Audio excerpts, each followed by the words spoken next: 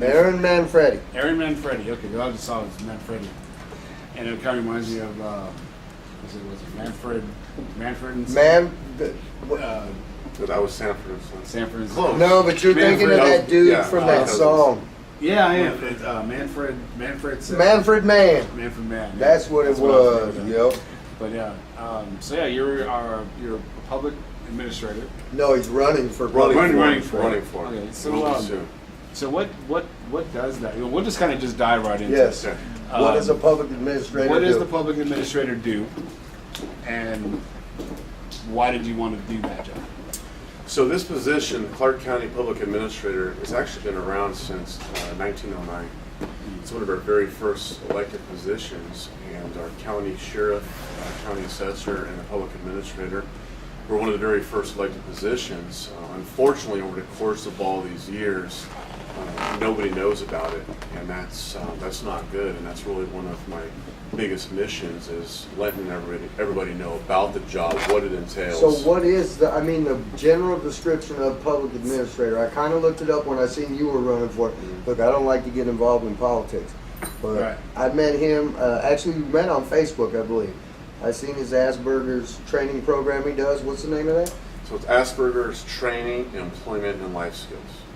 So we're a local 501c3, and we help adults with autism, Asperger's, and other high-functioning disabilities become employed. Okay. So to date, we've put 168 adults, 17 years and older, we've put them to work in our local workforce. Nice. I met him. Very cool. I seen Very something he was doing, and then we got involved with Eric Tucker. That's what it was, the Rockin' for Autism benefit. Me and him started talking. I got him on Ninon, and we got to meet, and I was like really impressed just because he was such a good, I mean, besides what he does, but just meeting him for a couple minutes. I don't know him, but we talked over the last, December is when we met. December is when we met, and there's certain people, I mean, number one, he's a veteran. Where did you serve at? Who'd you serve? Gulf War, Gulf Navy. War. Yeah. Navy. Okay. Yep. I'm ex-Army. The Army? Army. Yeah. Yeah. I don't care what service you're from, if you are from any Veterans of service, veterans, thank all you. those who serve. Yes, That's for sure. that's it. And we all know everybody's got their cliques. I mean, the Army makes fun of this, and the Navy Yeah, makes fun of well, that. here's the thing. I mean, it doesn't matter what branch you're in, Army, Navy, Air Force, Marines, Coast Guard. We all bag on each other, but we're all there for each other. In the Absolutely. end, you're there Yes, serving yes. the country. Because yeah, we're all brothers in arms. If someone that didn't serve is bagging on a service member, You're going to go down. you're gonna get some shit.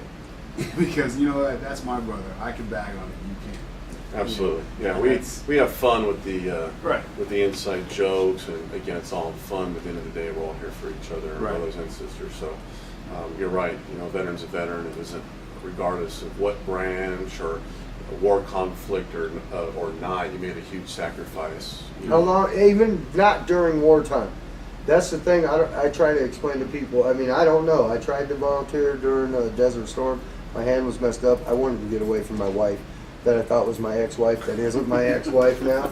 I just figured out. But honestly, I was like, man, I'll change bedpans. They wouldn't take me because of my hand. Right.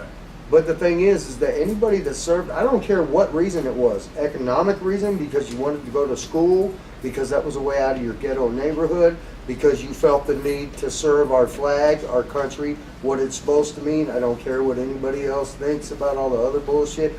The flag, the national anthem, that's what we're supposed to be doing. Not protesting it, not kneeling down. I don't care what nobody says. That is something I will never. Hey, when you're on a job, I can't protest at my job. If I go fix a pool tomorrow, I can't run around in front of that guy's house with a sign. I'm getting paid to be there. Okay, so everybody in the NFL, you're getting paid to be there. And I will say one thing I'm really proud of, and I'm not really proud of it because Roger Goodell is a little whiny bitch. Excuse my French, but the only reason he did it is because of the backlash that happened.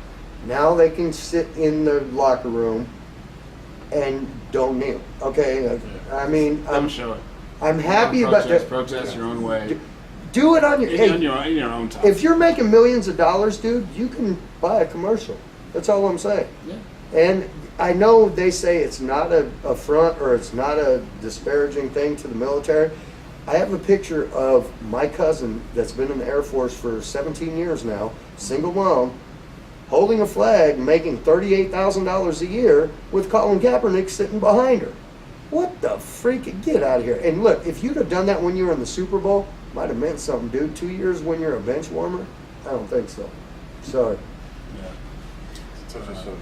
It Anyway, is. I do agree with you. It is. I mean, but the thing is what it stands for. It's not because of what everybody's trying to throw up and whatever. The national anthem, our flag, stand for the stuff we believe in. The best country in the world.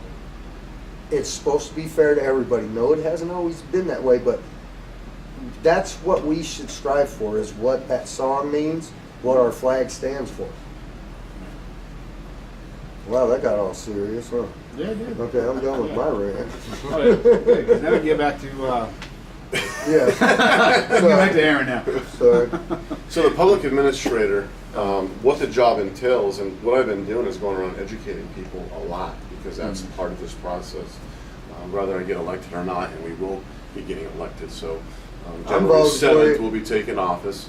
But what the job does, or what it entails, is that whenever somebody passes away, and there's no living will or trust, or no next of kin, then we go in there and take immediate possession, not permanent, but immediate possession. If somebody's renting a house, the landlord would like the house back. If somebody has a car note, the bank would like their car back. A lot of people rent furniture here in town, so those places, Rent-A-Center or wherever it is that they got it from, would like their furniture back, and somebody borrowed something, Right. they'd like it back. So that's really what it does. The office will cover funeral expenses as well. And what we really try to do in military funerals is a big thing. Me being a veteran, I'll make sure that happens. I don't care if they have nobody, they will have people there supporting them. Okay, so that's a big thing for me, what hits home. Regardless of your background, where you come from, or who you are, everybody deserves some type of, funeral. Right. Okay, so we're not Yes. here to just get rid of somebody and move on to the next. That's not what we're going to do. So what we do try to do is that, there's fees that are part of that. So if somebody does have something that we could sell, and I mean by that is like an auction or an estate sale or any of that sort, well, we will take our fees that are set forth by the probate commissioner. So these are just fees that we say, hey, for this particular case, let's take $8,000, and then tomorrow we're doing $4,000 and so forth. That's not how it works. Probate commissioner sets forth these fees. Not every time you're going to get these fees. That's just the way it works, right? So if we can, we will. And then if we work real close with the coroner's office, so the coroner's office will go in there first. If there's a body there, obviously the police and the coroner's office will do their thing. We don't interfere with that. After that is done, then we go in there and we'll change the locks and take, the coroner's office actually goes in there and takes pictures of the high valuable items.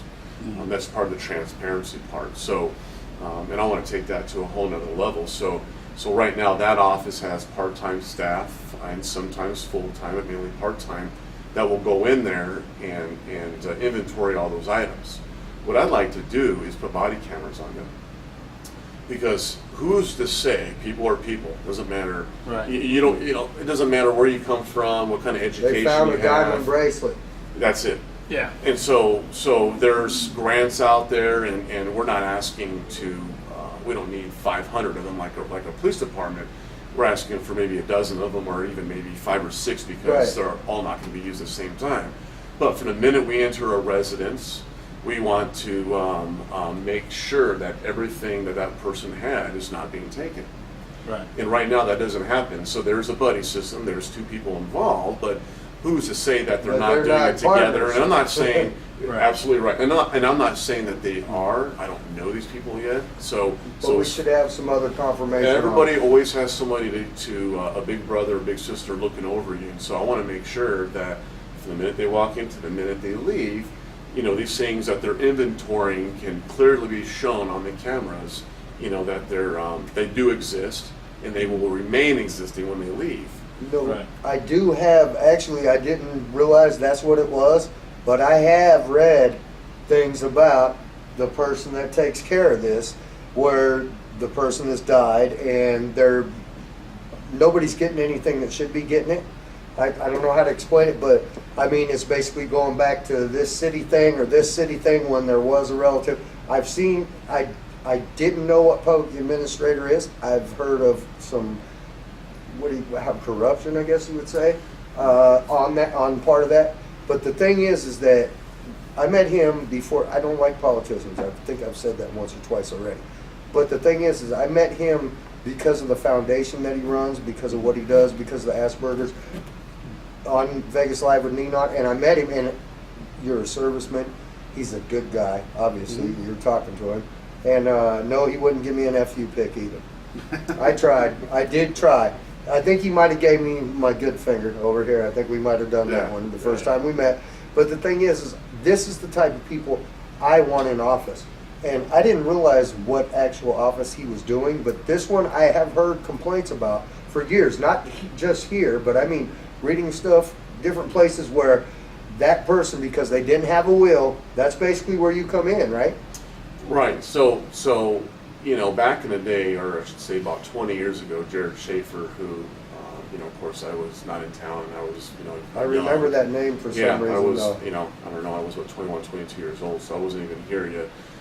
But that particular person, what happened was guardianship used to be a part of that department. Not anymore. Okay, that's in what I remember. 2000, guardianship split.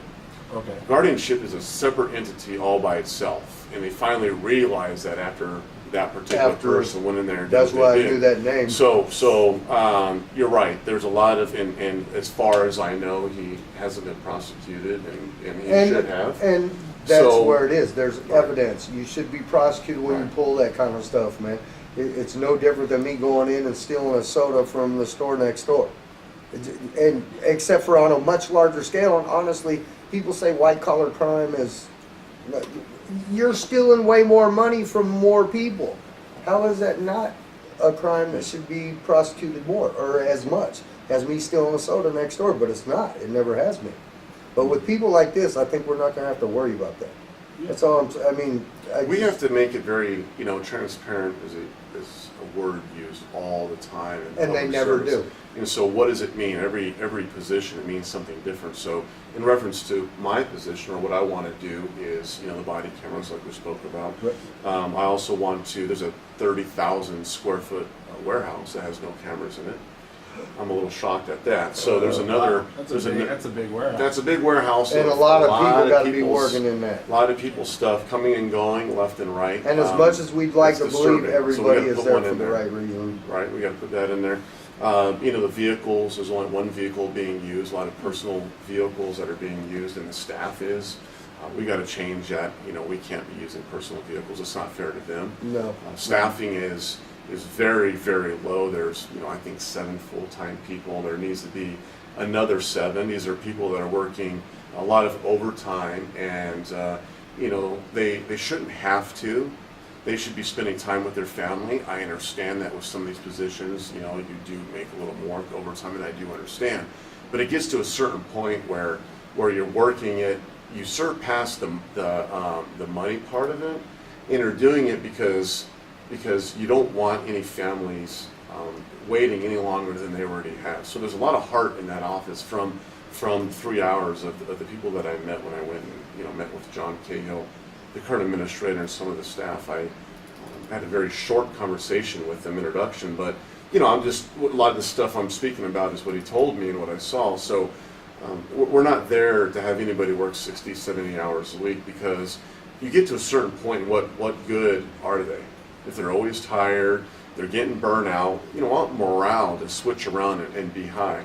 So one of the things, I have a great relationship with our county management and even the commissioners, and I want to make sure that, you know, we get the staff. Every county department wants the staff, and we're competing with, you know, family services as we grow, child protective services. You know, is it more important than, you know, deceased person stuff? Right. It is. I'll be the first to admit that. But To a certain that doesn't, extent. to a certain extent, it doesn't Not mean to that the we people ignore that it. have the family Right. member that died. Absolutely. Right now, there's over 1,000 probate cases every single month.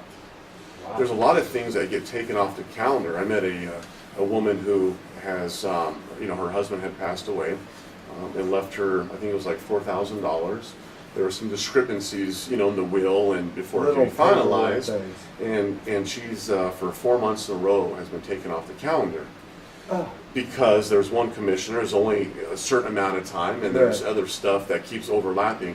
Well, it's bad enough that she lost her husband, who Right. happened to be a veteran, and for her to keep, she can't afford a lawyer. So for her to keep going through this process every month, on money that has already been,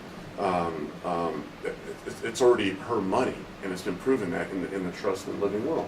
So those are examples of when people get overly frustrated, and when they get frustrated, they lose faith in public service. Right. Well, The point of public service is to Serve. give a service to the public. Right. So we need all the tools in order to do that. And, I know what it takes. A lot of people ask me, well, do you have to be a probate lawyer or a lawyer to be in this position? Absolutely not. Common You sense. might have, there's a candidate who has a little more experience in that. But what's the point of having that experience if you don't know how to lead people? and you don't if know you're how gonna to use manage. it to help yourself. Right. That's the thing. So what made you, when did you decide to go, I'm kind of curious actually, just because of how we've known each other Sure. a little bit. When did you decide to go in public office? Is this something you always wanted to do, or is this something that just came up because of the Asperger's Foundation, or? Well, I'm hardwired for public service. And I get that question all the time. I was in education here locally. I was a probation officer for the county. That's why I think I Juvenile. might have known him back in the day. Juvenile probation. Yeah, no juvenile, so no adults. But for 2 years, I was a low totem pole guy, on the seniority list. So a lot of people say, well, you don't know what it's like to be, at the very end of the totem pole. I go, no, for 2 years, I was the very my seniority was the last person. So I know what it's like to be very, very entry level, of course, and that was a great experience to take over into my position now, or the one I'm trying to get. So why did I choose this one out of all the other positions? Is that everything that I've done has affected me one way or another. When I was in 5th grade, a teacher changed my life. It made me want to go in education. When I got out of the military, there was my mom had passed away from ovarian cancer. Oh, It was just me and my sister, and the local Albuquerque police really looked after us and my sister, even when I was out in the Navy. So to see what they did and the social workers and all that stuff sits home with you. And you go, you know what? Let me see what I can do, to give back, just like they did. It's a great feeling for everybody involved. So I went into probation. I love working with kids. You actually seen the people in those positions that everybody normally whines about that were actually helping you. They saved us from The being homeless. majority My of sister all and of I, they them really do that did. too. Wow. They do. It's the Yes. one that you see on video, whatever it is. Right. That one thing, everybody, look, 20% of everybody's stupid. I'm sorry, I don't care what color, race, sex, what religion you are. 20% of people are not going to do the right thing. And the fact of the matter is, you see one little video on YouTube or the news about a cop or whatever it is, and then everybody's painting them all like that. And it's like, wait, that's the same thing as racism. I hang out with a lot of officers, Metro. And Yeah, I want to go to your, you do that, you've been doing that the last couple of weeks, haven't you? Something to do with the breakfast with Metro or something? So What I is this that? coffee with the cop every month. Yes. Yeah, and so a lot of my friends that are officers, I hang out with quite a few actually. Invite me. It's also a great place for people to talk to officers about things in the neighborhood. It's an opportunity for me to share my mission. See my friends.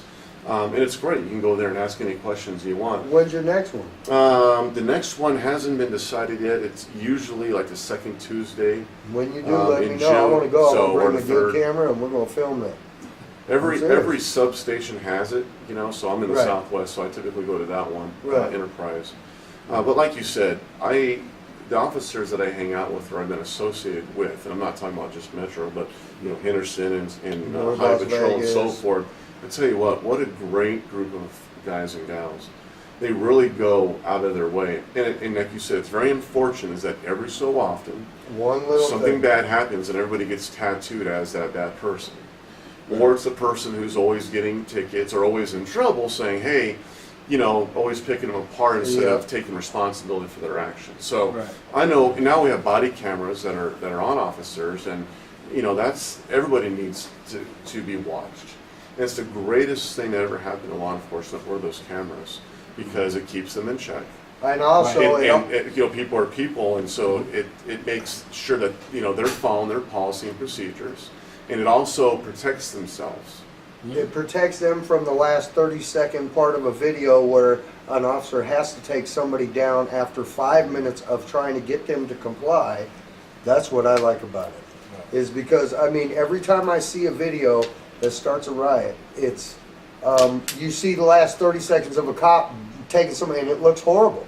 But then, wait a second, that video was actually 18 minutes long.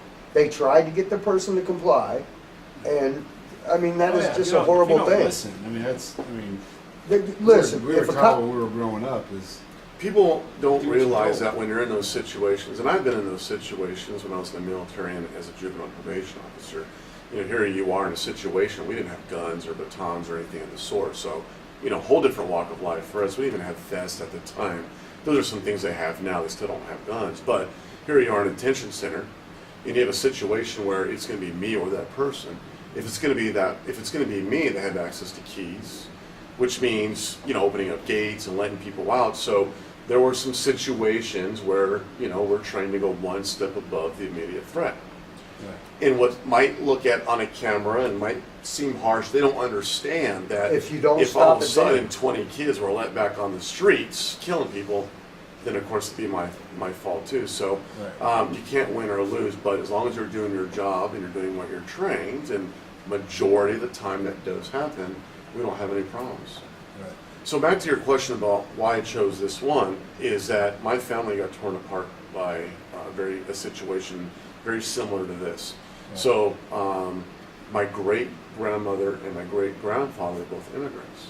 My great-grandfather was from Russia. My great-grandmother was from Mexico. And so they met in Mexico City during business years ago. They migrated to East LA and ended up owning some properties and a little general store. And so they didn't understand what living wills and trusts, and they just thought, by being verbally and them not understanding and being educated in it, that, let me tell the family what I would like to have it if we pass away. Well, because that wasn't written in writing or legal, it allowed my grandmother to go in there and act as a power of attorney, because she was next of kin, and pretty much do what she wanted to do versus doing what she should have done. So I didn't see my grandmother for 10 years. Our family got separated because of that situation. Because somebody got cut out of something that should have got it, and... So my whole point of this, including myself, I'm working on mine right now, it's very complex, and I'm going through that process so I can learn and understand, is that if, when you're no longer here, let's be proactive and make sure that families and relatives, next of kin, whoever it may be, are not going to be torn apart because of, something that could, change over time. Get it in writing. So one of the things I want to do is have some workshops. I'm going to pick a location on each side of town. I'm going to get some lawyers to do some pro bono living wills and trusts. We can't give legal advice, but we can inform people. Here's what it entails. Here's what you should do. It's not that hard to do. And what you do after that is totally up to you. But I have a lot of lawyers that are willing to do that, because what that also does is, as more people do it, it also slices those cases down to probate court. Good. So the person that's waiting 6 months or a year, or like that one lady who's been waiting 4 months, those are now getting in there, and people are getting the things that should have been awarded to them, from day one. Mm-hmm. So it's a process, and I work fast. I have the resources. And that's what's most important, is how you can do all these things. Well, you got to have the resources. Right. A couple phone calls, a couple emails. I've been in town 20 years. I know a lot of people. You've been working your butt off, man. I've been seeing you everywhere. I'm serious. He's been doing his thing. And this is somebody I want in an office. That office, actually, because of what he was, that's why I knew what it was. The stuff I've seen people, the city take over, state, whatever it is, take over that part of it. And the fact of the matter is, part of them family members were making it worse too. But if you do the written thing like he's saying, then you don't have to worry about that. everybody's taken care of, then he Right. doesn't have to, hey, he may need to go get elected for another job next time if we get this right. And that's what he's trying to do from what I'm seeing. He's not just trying to be the public administrator, he's trying to do something to help people where you don't need the public administrator. This is what a lot of candidates do is, and everybody's different. I've had opportunity to meet a lot of them, in the campaign trail, and I'll say that there's a lot of great candidates out there, and I've been able to hear their mission, see it, get to know them, and really what a great group of people. So locally, we really do have some great candidates. We're always going to have the critics. Can't make everybody happy, but overall, a real good core of people.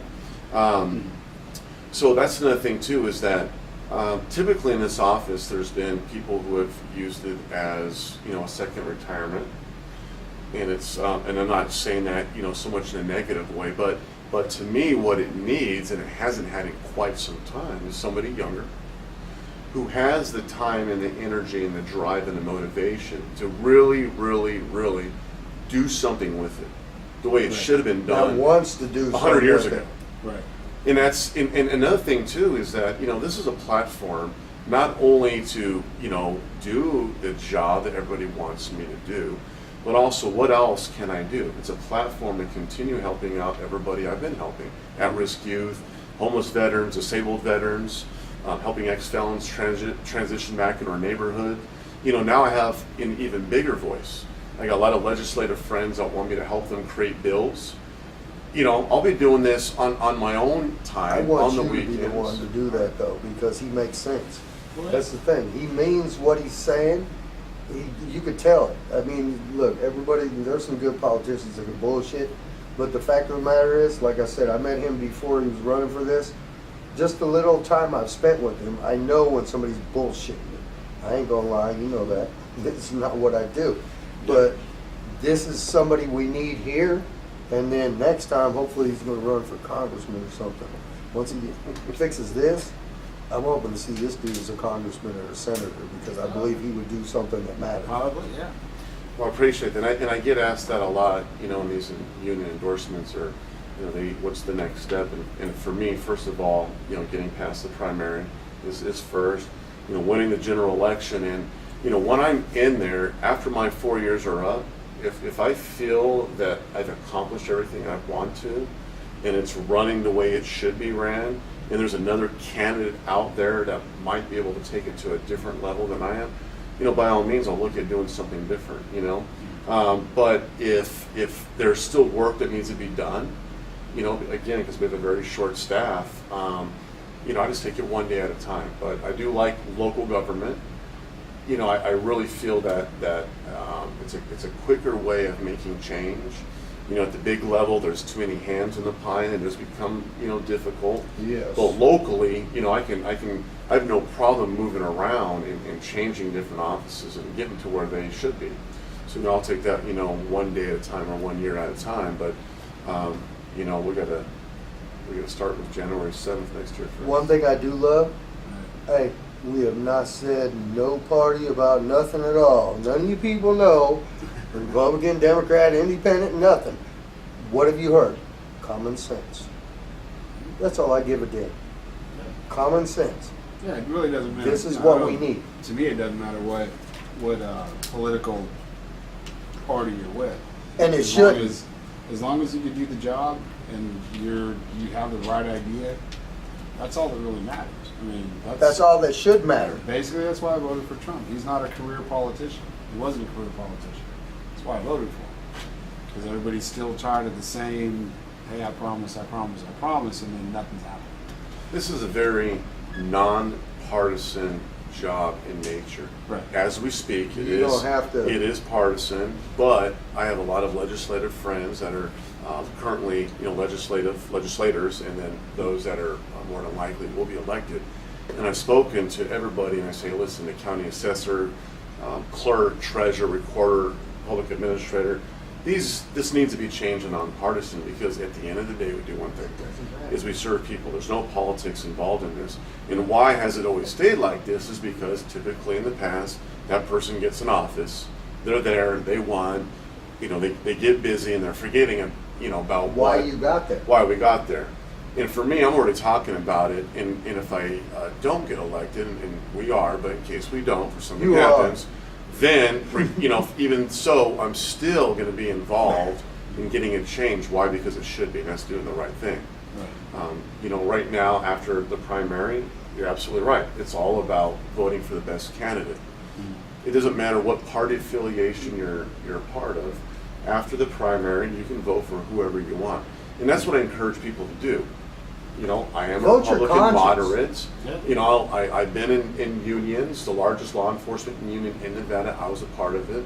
My family's been a part of Teamsters and other unions down in LA and all across the nation. I have stepbrothers that are still unions. So we get a big, there's always controversy around people that are Republicans don't like unions or don't back them up or support them. And that couldn't be further from the truth. But anyhow, so little by little, we're gonna get some things going and make some changes. And I encourage all the voters to really look at the person, their background, and not just their party. Because typically what happens is people will always vote party line. Mm-hmm. I did. And what happens with that is that there's even people, in my party that I don't know if I would vote for them or not. Right. Does that make sense? Mm-hmm. Because I'm a voter, mm-hmm. I'm a citizen, and all those decisions also reflect me and my family. Right. Does that make sense? So yes. I want people to go outside the box. We have a lot of nonpartisan, which is great. There's not. That's what everything should be. It really should be. Yeah. Then you can pick the best candidates. So for this particular office and me going forward, I see a lot of the legislative stuff getting nasty and the mudslinging and I sit back and do one thing, and that is preach about how I'm going to serve. My personal thing is, honestly, we should get rid of all the parties. Honestly, why are we doing parties anymore? Let's let anybody go. We don't need Democrat, Republican, Independent no more. Just let the people get up there for their election and vote for the person that is doing the right damn thing. Mm-hmm. I mean, it's idiotic, some of the things that I voted many years one certain way because that's what I was bred to vote. I was a poor person, that's what I was supposed to do. And I always thought that is horrible. Look at everything they're saying. Every single subject, every part that they're going for, the way they're gonna vote.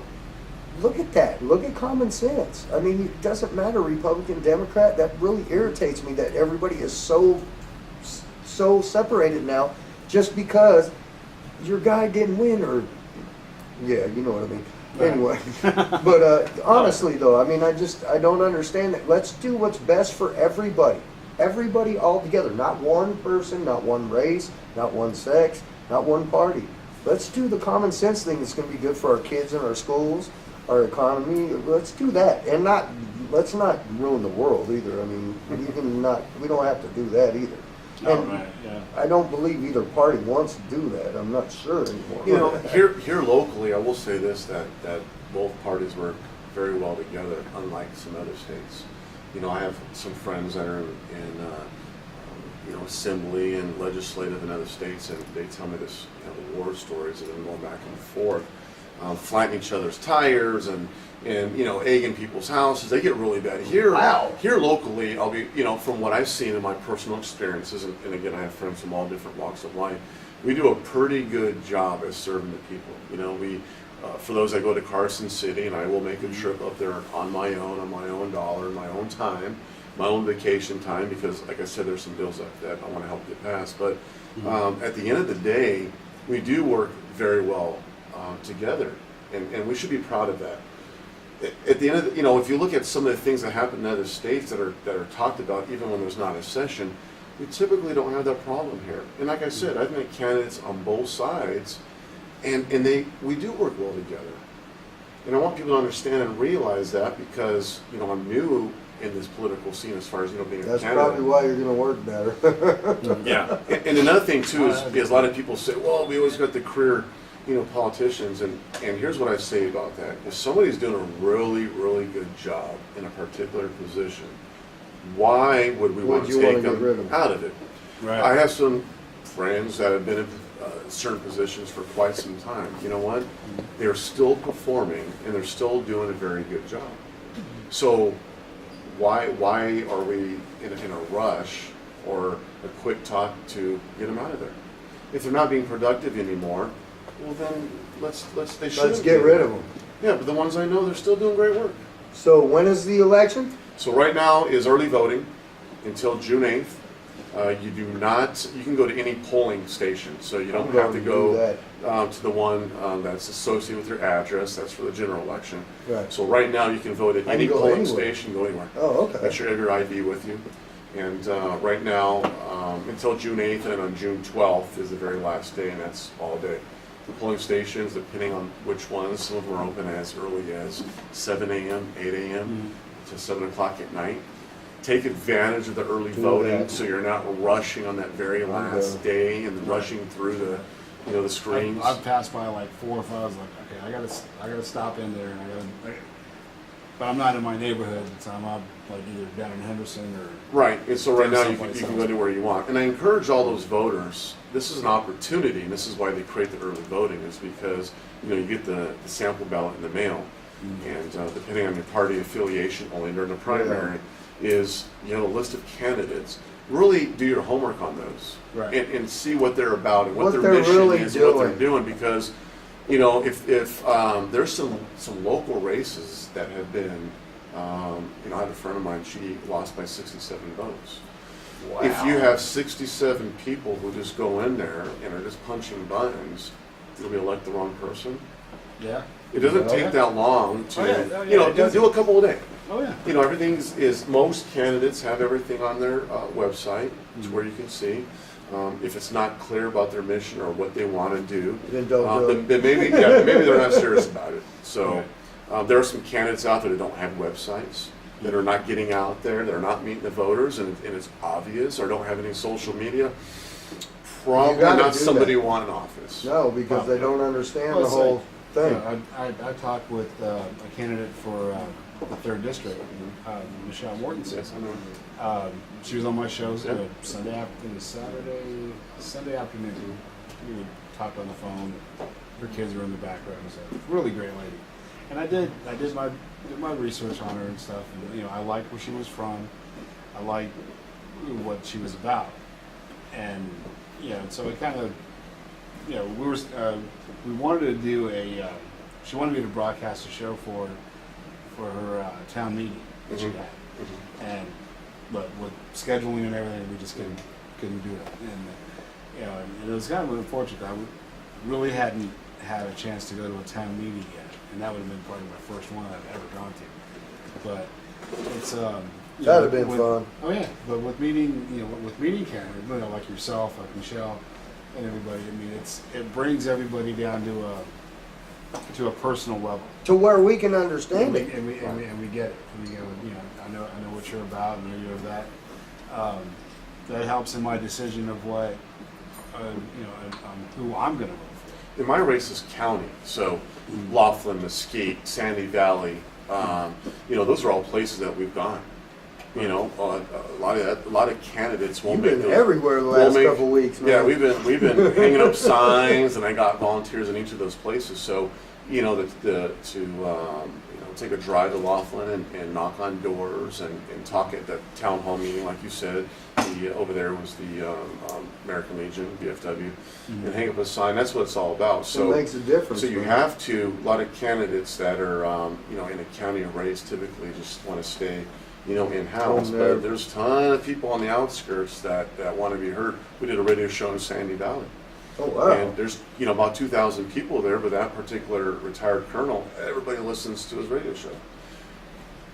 I was the only one out of my particular race that went over there, and that's important. They want to be heard.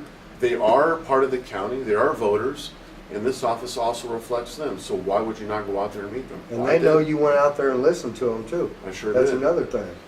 I know one thing, Aaron Manfredi, public administrator, you people better be down, because I'm straight endorsing somebody. I never endorsed a political candidate. Still ain't said nothing about a party either. F y'all. I didn't say it the other way. I said it but I'm not trying to mess up the thing. Yeah, because this video here is actually going to be going to Yes, it is. And I have not said one cuss word the whole time. That's all I'm saying. Yeah. You've been doing good.